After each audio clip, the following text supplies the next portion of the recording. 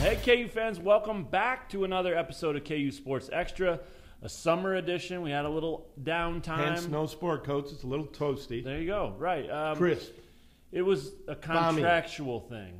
We had to take a couple of months off. Our sponsors, our legal team, and of course us just needing our the dogged rest. pursuit of Gary Bedore, Right. which still hasn't gone anywhere. No, but you can listen to podcasts of Gary's. Thursdays with Gary. And as soon as I find my phone, I will post the latest one we did. It's going to be good stuff. It'll, I promise you that. No, they are great.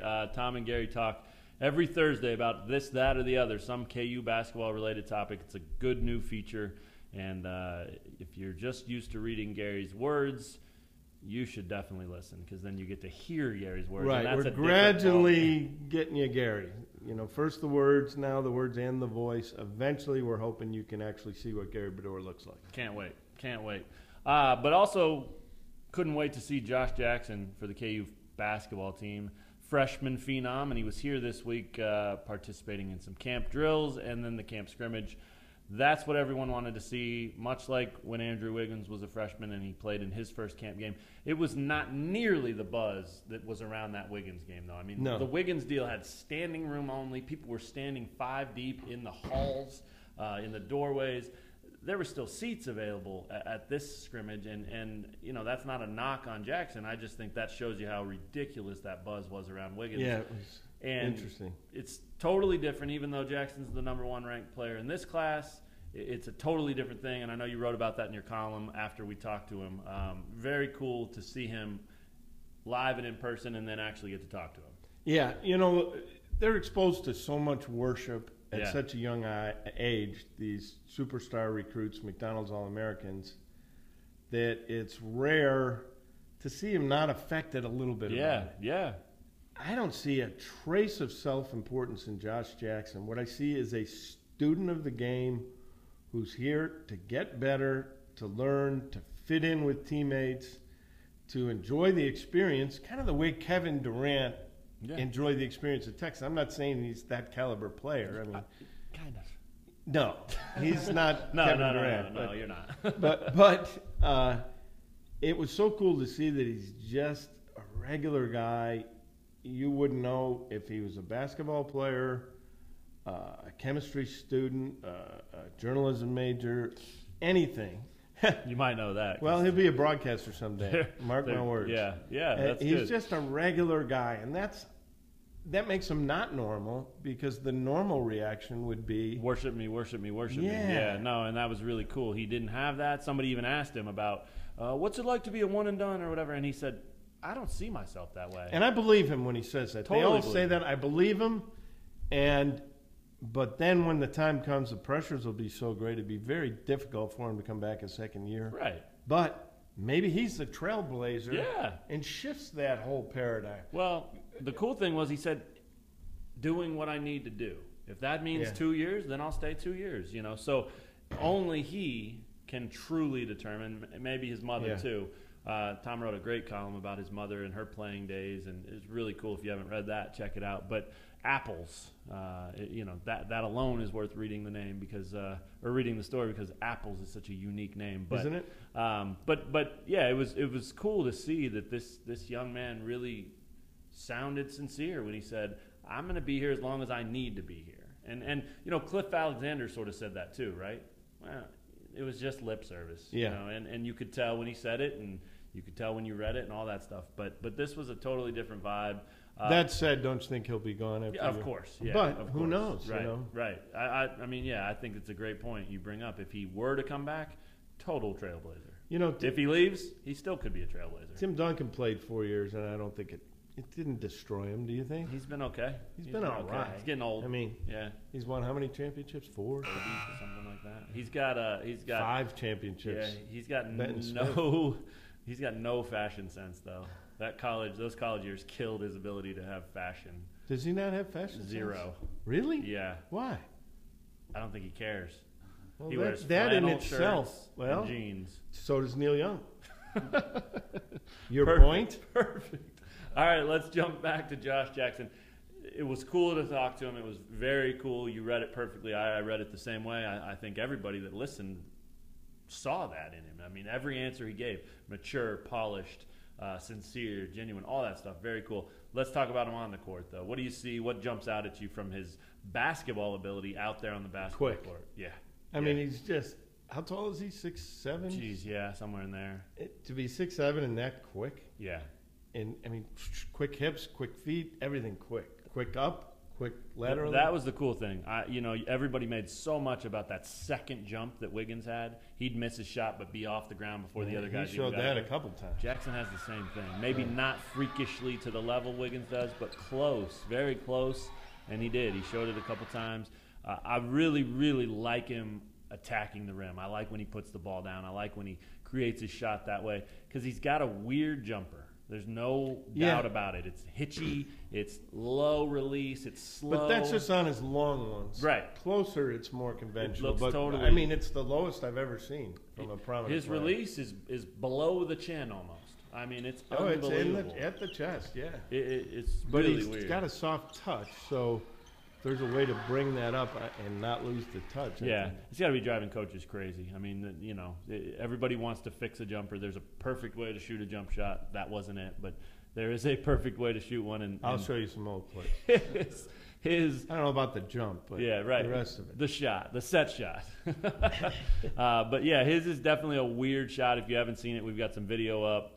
Benton Smith did a great job getting some video, not just to Jackson, but all these guys. Frank Mason threw down some incredible. Frank Mason's bigger. Yeah. He has really gotten bigger. Yeah, and I think a lot of these guys look different. That happens every summer, but I think it's different this year because some of these guys have been around so long, that you really get to see, and you think back to freshman Frank Mason to now senior Frank Mason, and you kind of remember where he's come. Same with Landon Lucas. He initially I thought he looked a lot more lean, a lot more cut. He's not real defined still, but he does look leaner. He looks like he's really dropped some of the bad weight maybe that he had, and without losing his bulk and size. And it's funny because he was one of the bigger guys on this team last year. He's really strong too. Yeah. So he was one of the bigger guys on this team last year, right? He's not at all now. Oh, well. They've got Azubuike. They've got Evan Maxwell, the Liberty transfer, who's a huge dude. I mean, he's not going to play this year, but big body. Dwight Colby's another big body, and then Mitch Lightfoot's, not small, but not quite as big as those guys. Mitch Lightfoot looked pretty good. Yeah, tell me more. Light on his feet, not lumbering legs. What else did you like? Jump. He's aggressive, fearless. Yeah. I thought he looked like he felt like he belonged. Yeah, and I think he does belong. Immediately. I mean, and you don't see that always from true freshmen, especially unheralded freshmen like that. But I definitely thought he looked like he belonged. And another guy who looked like he belonged, LeGerald Vick. Yeah, he certainly did well yesterday. 29 points. He's got fearless. Red hot from outside. He got most Jackson of his was points. guarding him. Was he? For a lot of the time. Wow, they're roommates, and they have the same haircut. It's going to be a weird thing.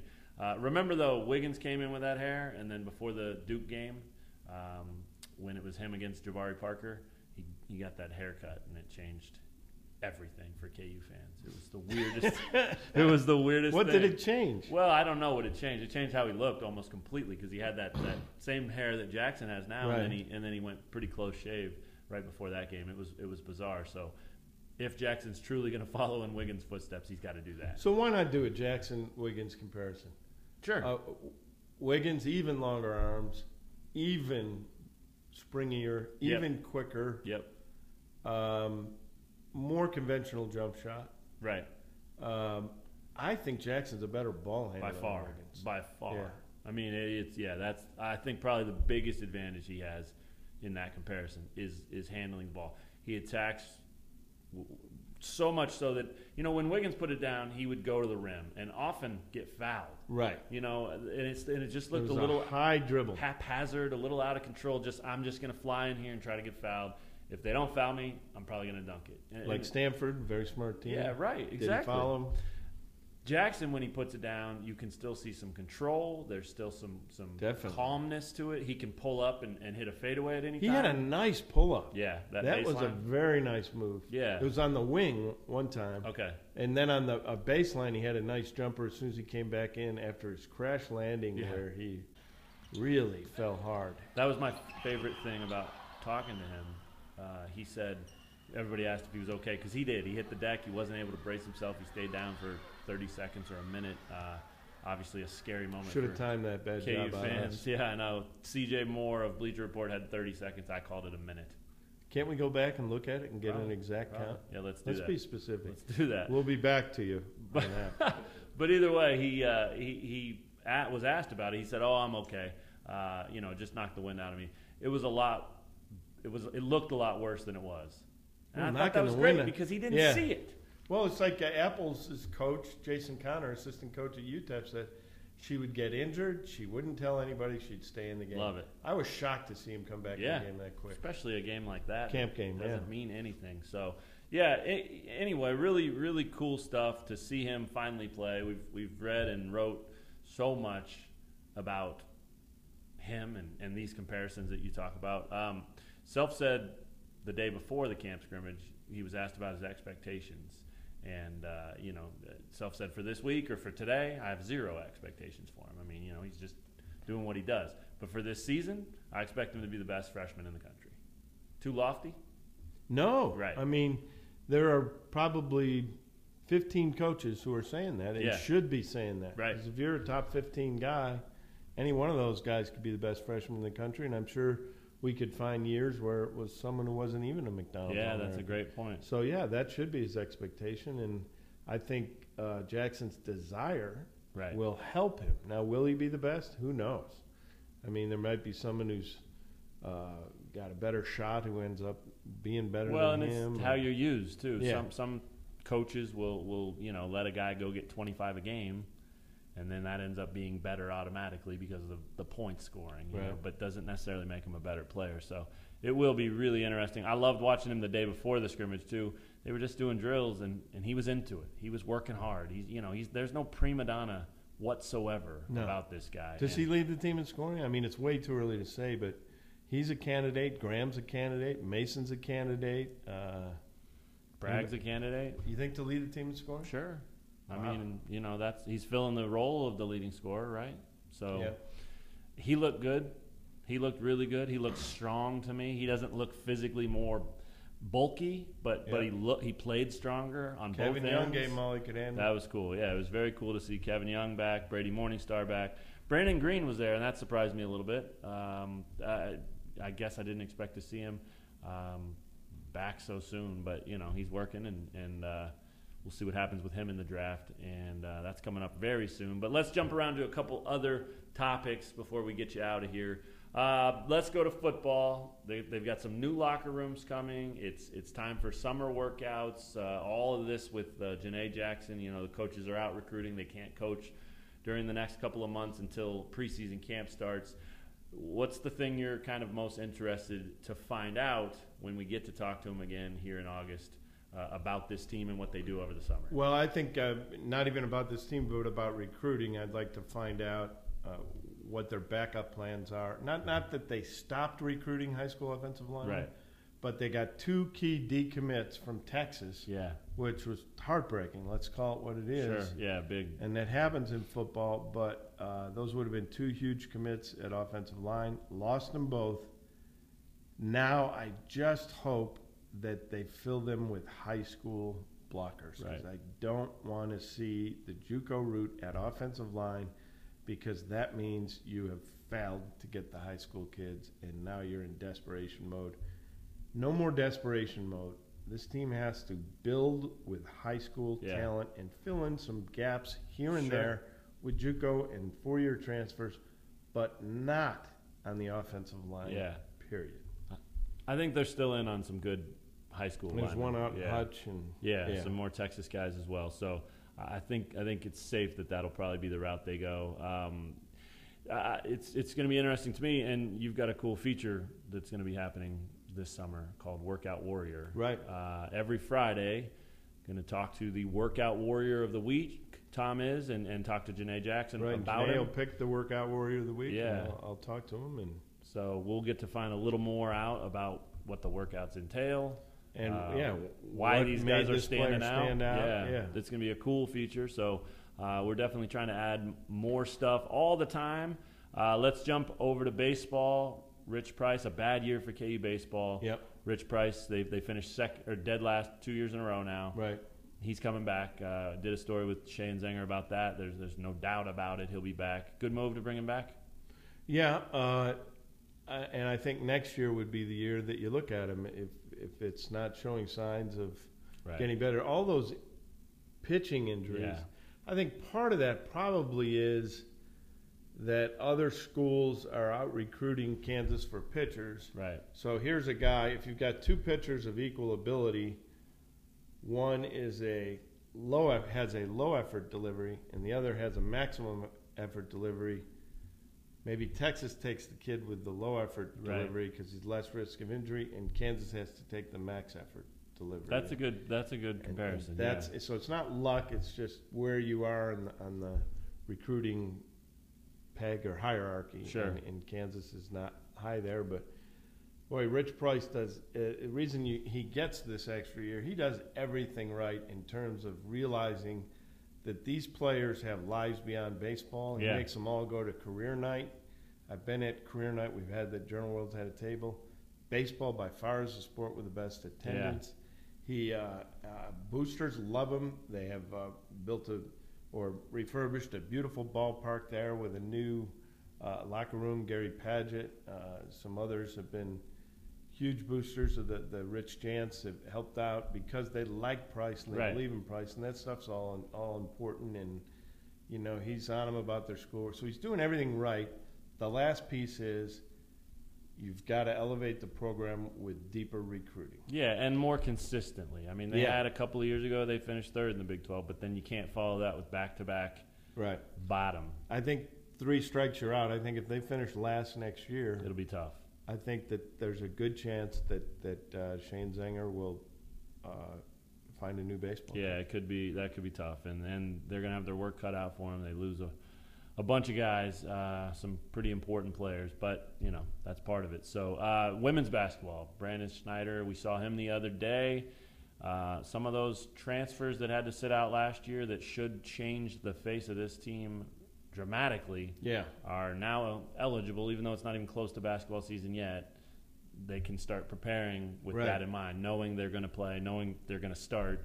Pretty big news. He seemed upbeat about it. He seems to be very excited about the direction of their program, and those girls adding, scoring punch really to this scoring team. Punch, quickness, experience. Yeah, maybe a little competitiveness. Sure. Because these are players who played against the best players in the world their age. Right. So nothing's going to scare these two players, and it's a good place to start. Yeah. Because they both have the ball in their hands. Now the key is he's got to land a post player. I mean a frontline post player, because you just need that. And you see what a couple of the frontline post players did for Carolyn Davis and did for Bonnie Henrikson's program, and right before Carolyn Davis was right after is Charles C. Gardner. That would be huge if he can get that, and he will. Yeah, there's no doubt. He'll come from Texas. Year 1 for David Beatty, 0-12.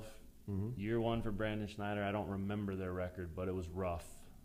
Neither team could score. Yeah, right. And so it's hard to win in sports if you can't score. That's a very, very, very good point. Who is more likely? Which of those programs is more likely to make a jump to more competitive this year? The football program or the women's hoops? Oh, the women's hoops. Yeah.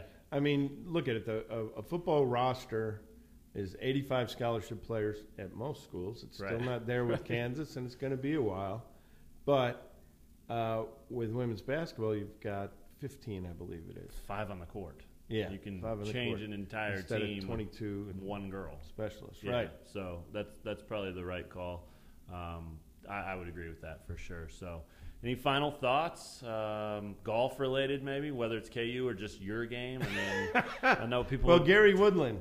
Yeah, nobody cares about my game. Dying to hear other than it makes you feel good about your game when you compare it. Gary Woodland.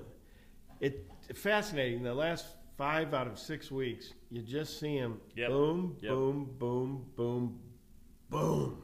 Yeah, he tied for fourth. He went into the final round of the Memorial with the lead, share the lead. At one point during the final day, he was in a tie. That's awesome. And he missed about an 8-footer on 17 for bogey and missed an 8-footer on 18 for birdie. So let's say that's, instead of bogey par, that's birdie par. 2-stroke difference. No, birdie. Uh-oh. I'm par birdie. Uh-oh. That's a 2-stroke difference. A-B, Yes, A, 2-stroke difference, and he's in the playoff for the other guys. Yeah, that would have been big for sure. He's been one of those guys in DraftKings, the golf stuff that I've heard people play.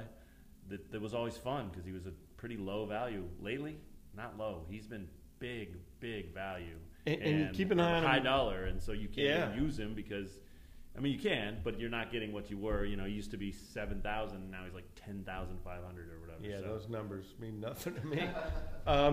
But keep an eye on him this week in the tournament in Memphis. You might want to tune into the Golf Channel early in the day, and then on the weekends, St. Jude Classic, goes from right? Golf Channel, to the maybe CBS or one of those. Yeah. And the reason to tune in is if Gary finishes the top 5 or 6, he should qualify for the U.S. Open then, because it's based on you have to be in the top 50 in the official World Golf Rankings. Gary right now is 64, and Ryan Palmer is 62. Maybe you have to be top 50 or top 60. Whatever it is, they're close. Yeah. People who follow this stuff have calculated that that's what he needs to do, the top 5 or 6. Wow. And Ryan Palmer needs to be like the top 10 to sneak into the rankings. Gary will be so focused. If that wrist of his that acts up from time to time is feeling well, I would not be surprised to see him really come through with another great performance. Yeah, it's fun to watch for sure. So hoops, football, baseball, golf. We got a lot of things covered there. Oh, one more. Yes. Yes, track. Now, obviously, Kansas has an unbelievable tradition of milers, and I'm not putting this kid's name in there yet. I like it. But someone we've covered in high school for Free State High School here in Lawrence is Ethan Donnelly. And Ethan weighs 125 pounds. He's 6 feet tall. Which makes him look about 103. Yeah.